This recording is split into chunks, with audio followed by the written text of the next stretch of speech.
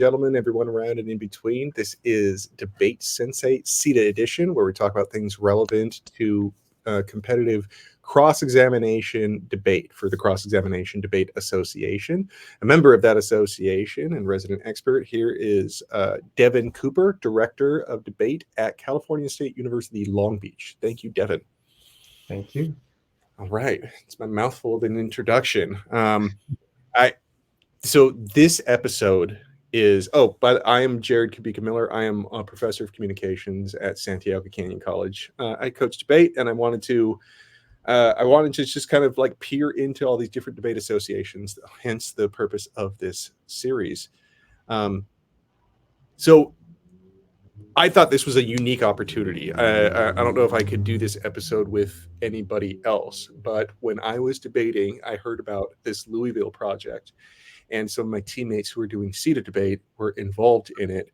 But it was basically just sort of a discussion. And now, 20 years later, I come across an article in Contemporary Argumentation and Debate, the Journal of the Cross-Examination Debate Association, and it has a celebration of the 20th anniversary of the Louisville Project. And Devin, when you told me that you had personal experience, and not only that, but are in that particular edition of the journal, I just wanted to talk to you about it. So awesome. Yeah.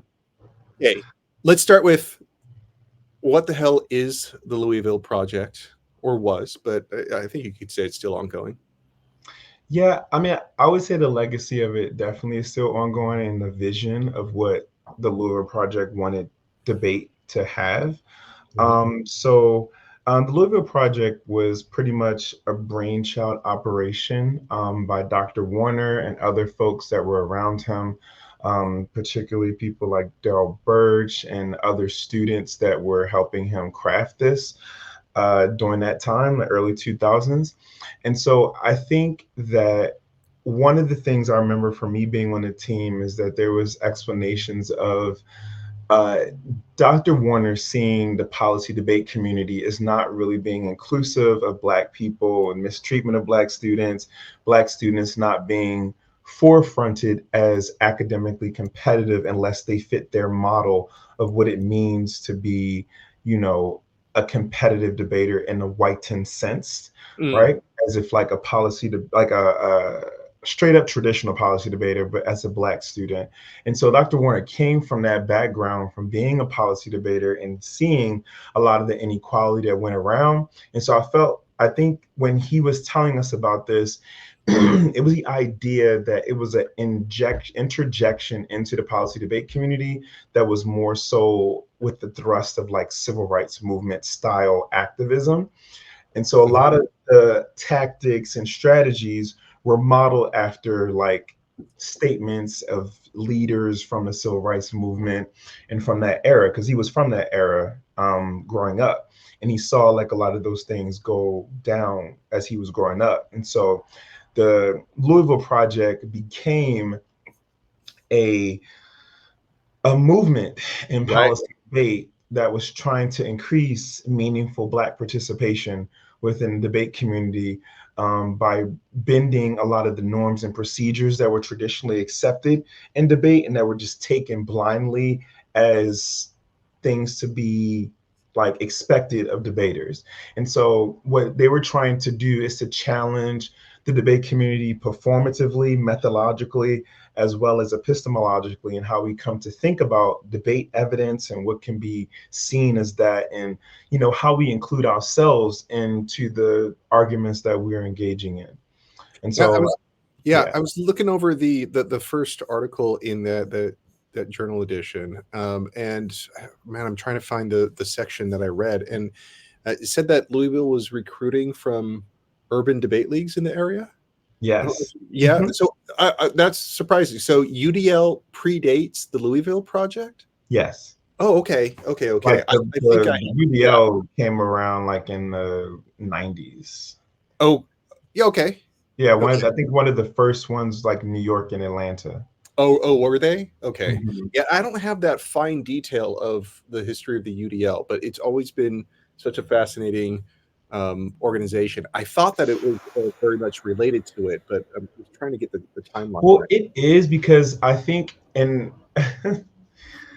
so I am a UDL debater from Baltimore, and Hmm. so like the national debate tournament in 2004 was at Catholic University. And so Louisville came to the DC Urban Debate League as well as the Baltimore Urban Debate League to get Okay. students to come out and watch debates. And so I was one of those students. So I went to watch it, and it was something that was new. Like I never saw this type of debate Yeah. before, that we could even do stuff like that in debate. And so I think that one of the focuses of looking at UDLs was because UDLs are where all the Black kids were mostly at, right? Right. Especially during that time.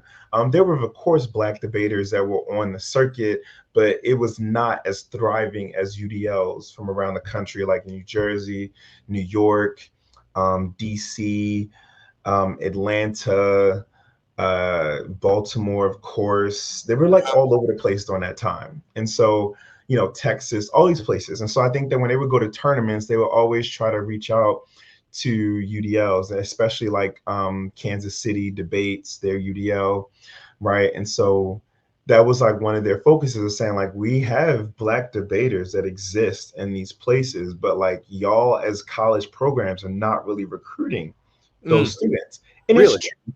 It's very Oh, true. Because I remember when I was a senior in high school, I was reaching out to a lot of these colleges, and they would just not respond, mhm. or they would say, oh, what's your TOC record, or how many TOC Oh, bids do you have, right? okay. Which Okay. is not something that UDL kids at that time really had a plentiful access to. Yeah. And TOC, Tournament of so Champions. Yeah. yeah, and so that's the thing, is that, and I respect Louisville for that particular portion, because Okay. they were reaching out and changing the lives of people that were UDL students. And I will definitely say that, I would not fully be in a place that I am today without that particular recruitment. So, you know. Okay. So, yeah. The I had a train of thought on that one. Anyways, let's talk about, so the goals. How would you kind of distill those down? What were sort of the central goals that it was trying to achieve?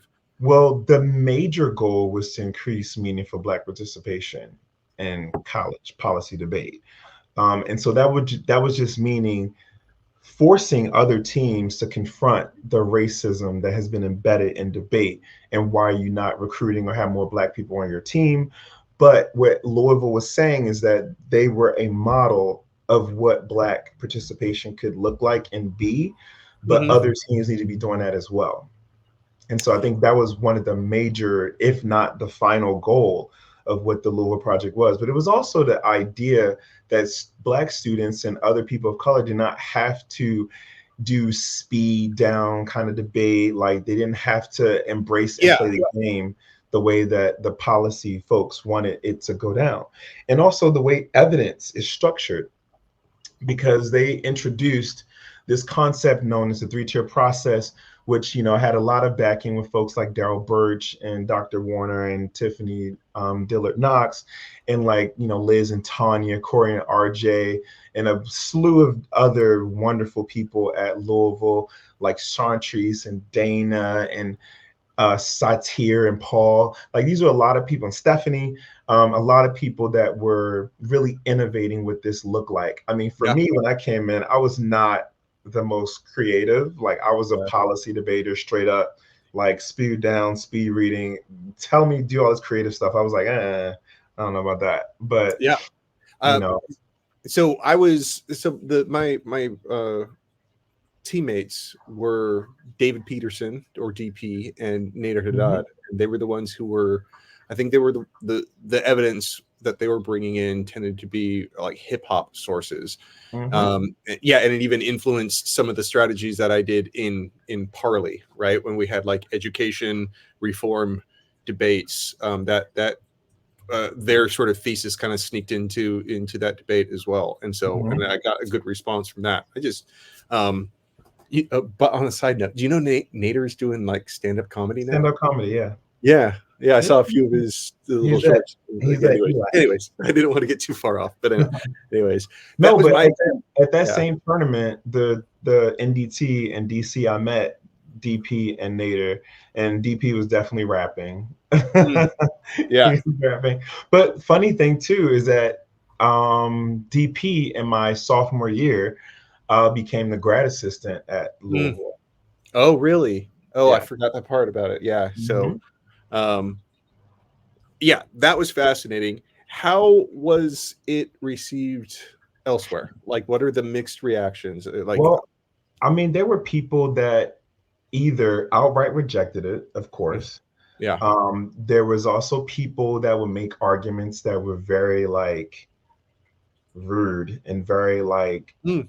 saying things like what we were doing was anti-intellectual, Oh, right? That you were yeah. dumbing down debates, you don't do Mm, research, stuff like that. There were other people that were becoming more susceptible to it and listening to the message and understanding that those realities definitely existed and kind of in some aspects still exist in college debate. And the expectations that you have of Black students, right? Even after several Black students have won countless championships in college debate, at this point, there's still like a delegitimization of Black students, I think, mm, that exist. Um, and yeah. yeah, but I think that largely what the Louisville Project was doing was something that was very admirable, and it was really making a lot of people uncomfortable, and a lot of judges that still exist right now that were during that time will still not vote for like critical or performance things. And those are the people that originally had the brute backlash, and they still have that backlash. And I think Louisville Project also kind of, made it so that there was a very ideological shift that has continued to get worse year after year, where we have people who are very heavily policy oriented and they don't even want to know what a K is, Yeah. right? And I think that that shift majorly happened during that period of time and just got worse over the years. But that's not to say that's Louisville's fault, right? It's just, that says more about those people and how they've choose to view debate in a very limited way. But there's people over time that were very resistant to the Louisville Project that have become a lot more open and have allowed students to embrace more of those critical arguments, have accepted them and judged them fairly now. Okay. Um, so where did you come in to you're like how do you like I know it's Nader and DP you met them, but like take me now from there and how maybe the Louisville project was part of your competitive experience. So that that tournament that they had in DC was something that kind of inspired me to apply to Okay. go to Louisville. And so of course, like I got in and I went, right? But like I was really inspired by Liz and Tanya, who were their top team at the Mm, time. And they were just doing like just amazing stuff. And they were just like, I just remember the speech that Liz gave, and it was just like, get on the ground, lay face down, place your hands behind your back. It was just like, I'm just doing my job. And it was using hip hop. She was using T.I. as mm, one of her organic intellectuals. And we can uh, get into that in a second.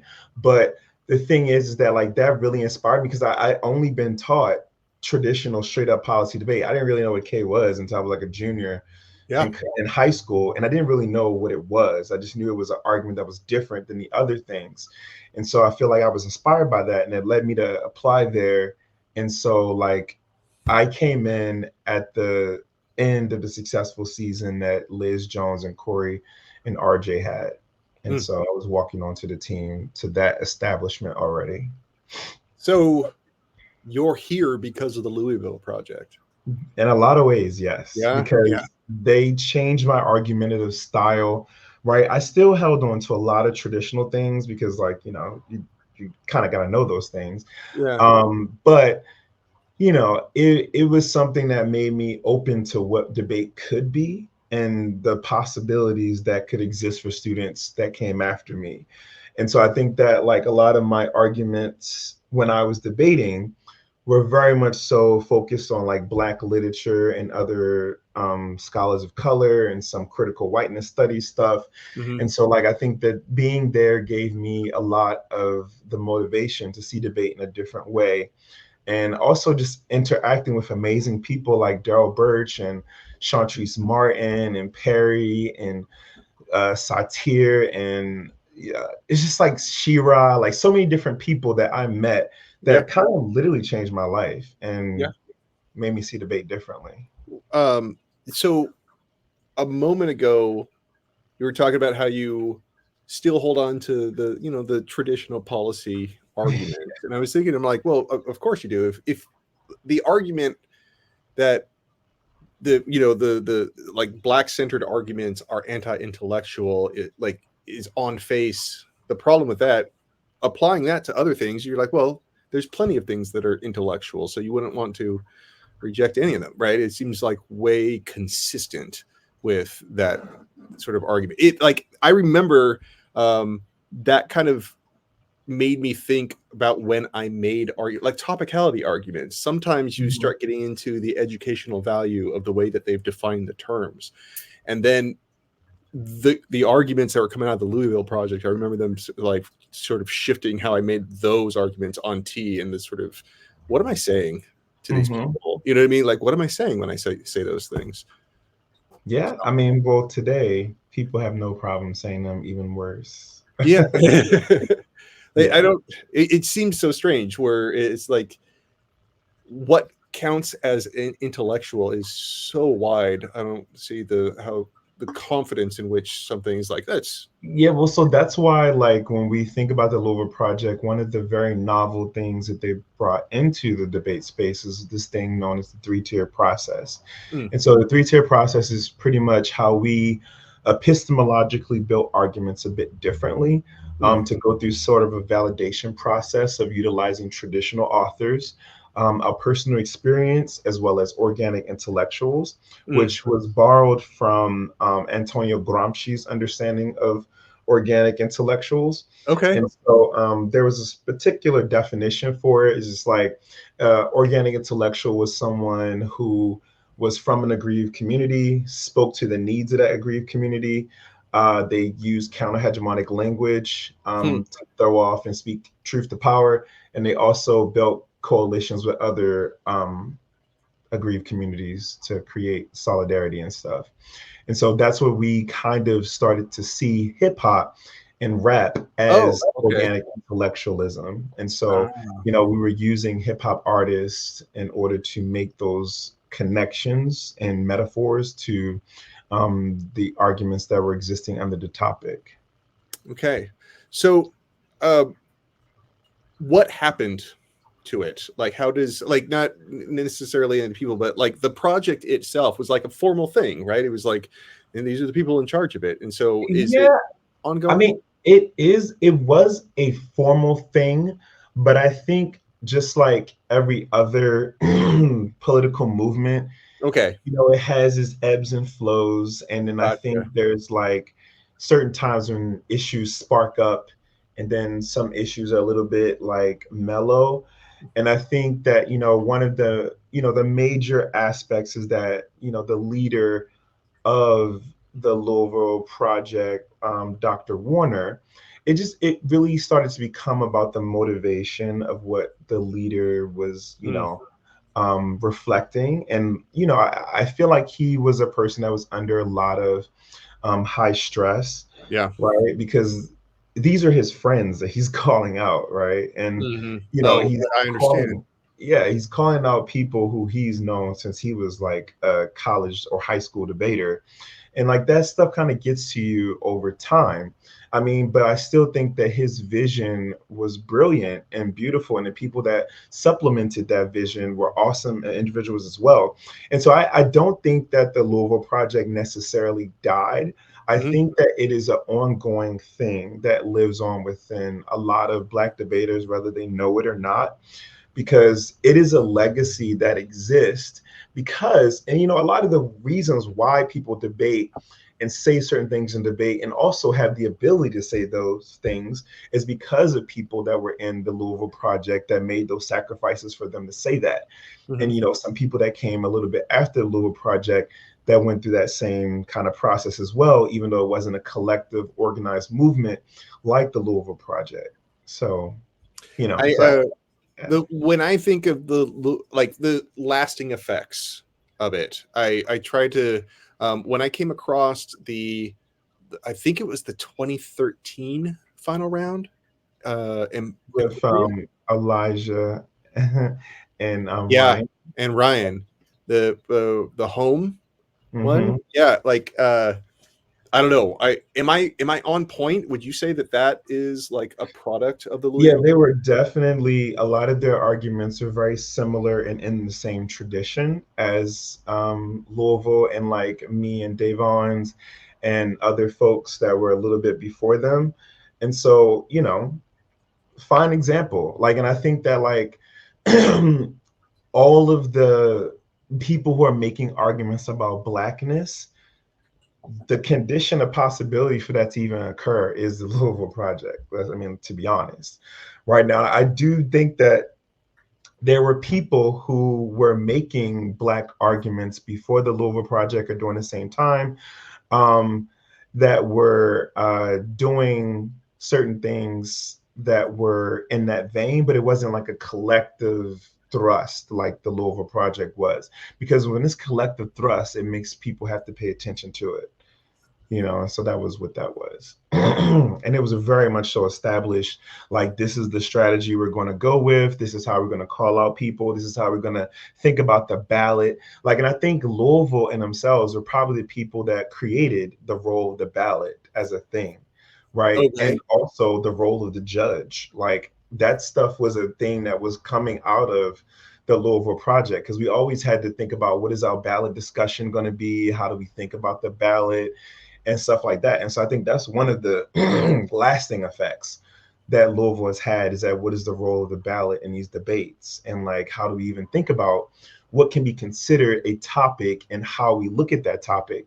Because one of the earlier writings that Dr. Warner had was a criticism about topics not fitting people from certain Ah, communities, and so it's like you have these students debating about nuclear war and all these other things, when it's like there are things in their lives that are far beyond theorizing or intellectualizing stuff about nuclear war.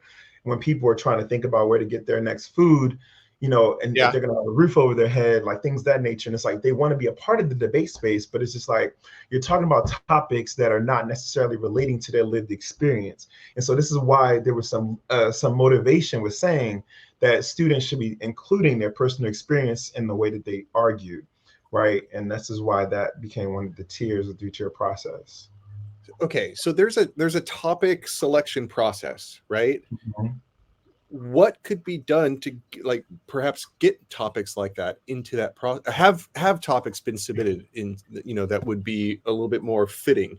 Yeah, there Okay. have been, but the problem is that what happens to the wording at the topic committee, or what gets excluded, or what papers get excluded? Because now that's a new thing that started happening, is that we start to exclude topic papers that we don't think have like enough ground for both sides to debate on, or it's going to be very controversial and stuff like that. And I think that people have submitted legal topics and criminal justice reform topics to college policy debate, and it just don't win, Okay. right? And so we end up getting topics dealing with fucking nuclear war Okay. every 7 years or so. Right. But Right. Right. nuclear war is talked about in just about every topic that we have through a disadvantage. Hmm. And so the thing is that we get a bunch of rehash, because that's what a lot of the people that are at the levels of power and have the voting blocks in debate to be able to vote for. That's why So we get another nuclear war topic right now. all right. So the categories you're pointing out as just minor examples, like legal and criminal justice would be okay. Well, Uh, usually the rotation of our topics for our stuff and policy is like domestic, international, legal, and then there's like a mixed bag one. mhm. And so the topic that we're on, what we have now is like, I feel like it's like an international topic, Oh, okay. because It's it's not like that nuclear okay. weapons and Yeah. like Yeah. I think dealing so. with other countries and stuff. Yeah. But yeah, so it's a rotation. Like last year was a legal topic. It was personhood, legal personhood. Okay. That sounds. Yeah. That sounds That interesting. was a fun topic, I do think. I Yeah. think that was a good topic. It's one of the first times we kind of got into like heavy detail about that type of concept. Hmm. Could you tell me anything you remember about your role as an author on the journal? So the title being "Defending Whiteness: The Psychic Life of Anti-Blackness on Grinder." Yeah, so I mean, it was just like me and my co-author Luis Andrade, who was a student who was at Fuller. He was a student at Fullerton doing a lot of the Louisville Project stuff, and after that, because we were like kind of contemporaries. Yeah. But we just wrote an article talking about like concepts of anti-blackness and how they exist on Grindr. Like I think that the real connection to that journal in itself was just that like I was a product Oh, of the Louisville yes. Project, Yes. examining themes that the Louisville Project was talking about in debate, but I'm Okay. doing it in a digital context. Right. So I kind of that was the connection that Yeah. existed So there. it's not about the Louisville Project. I get that. That's cool. But yeah. Okay. Interesting. I had to look at that one. Because like Chantrice Martin, one of the other authors in there, she was one of my debate partners when I was at Louisville. And so she talks about like some of her experiences and stuff there in the articles as well. Okay. So now talking about like the future of Louisville, its lasting impact, what we can think about ongoing. One thought that keeps coming to my mind is I don't think that there is. Oh, there's a Los Angeles Urban Debate League, but not a Long Beach one. No. No, Well, there was one long ago. it's Because this is what the documentary Resolved was around. It was resolved. about the one that was in Long Beach at the time. Oh, and But for their whatever coach. reason, Yeah, yeah, it doesn't exist anymore. But I think Long Beach, Jordan was one of the flagship schools that was in the UDL that was in this area. But I don't think it was called Long Beach UDL. It was called LA UDL, I think. Um, so yeah. okay. So it's like the entire county, Yeah. maybe there. Okay, because Long Beach is in the county, but it's not Yeah, really. but I remember when I came here in 2009 to like grad school at Fullerton, the Los Angeles Metro Urban Debate League was starting to reformulate itself into LA area. Copyright issues, they couldn't like use LA UDL, but they were using LA Metro UDL, and that was led by, at the time, Brett Flater, who was an Emory debater. And then eventually it got handed over to Cameron Ward, who was a former Fullerton debater. Oh, So, right, Cameron. Oh, that's right. I know Cameron. Okay. Oh, yeah. I should. I want to ask about it. So yeah, it's definitely this discussion makes me definitely want to look into the LA UDL. I want to see what they're doing and what Well, the they. Los Angeles Metro Urban Debate League was Lambda, pretty much is like what that is now. Oh, I They did see. a lot. Like this is where the Lambda is where Curtis and Diego are from. Oh yeah, yeah. Yeah. Okay. I mean, I Well, mostly do the recruiting for our team from LA Metro UDL. Yeah, Lambda. very nice. Excellent. Um, this is it's a little blast of the past for me, just kind of walking down memory lane and kind of like, oh yeah, I remember that. Oh yeah, I remember that. That was great. Thanks for taking that walk with me on this episode. I think the Louisville Project is a fascinating part. I'm glad that they decided to do a little bit of a documenting the history so I could fill in some of the gaps in what I know. Thank you, Devin. Very welcome. Oh.